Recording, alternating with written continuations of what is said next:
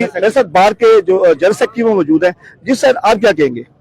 बिस्मिल्लाहिर्रहमानिर्रहीम। इस पे काफ़ी हद तक मेरे प्रेसिडेंट असद जमाल अकबर साहब और मेरे सीनियर राना सईद अख्तर साहब ने कानूनी हैसियत से बात की है। तो जहाँ तक मेरी भी इस हवाले से इस टीम का ही मैं भी हिस्सा हूँ, तो उनकी जो एप्लीकेशन है वो बेसलेस है।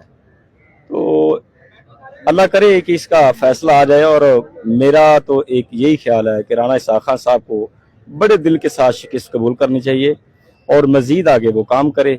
ये मैंडेट आवाम ने डॉक्टर जिमुद्दीन को दिया है, उसको एक्सेप्ट करे, खुले दिल के साथ शिकस्त कबूल करनी चाहिए कि कौन सी इतनी बड़ी बात है। जी बिल्कुल, वकला की जानिब से कहा गया है कि इंशाल्लाह हमें उम्मीद है कि हम फौज जो है वो हमने जो अपने आंखों में दे दिया है। हमें उम्मीद है कि पाकिस्तान का जो आइन है, इलेक्शन कमीशन की जानिब से जो आइन है उसके मुताबिक फैसला आएगा।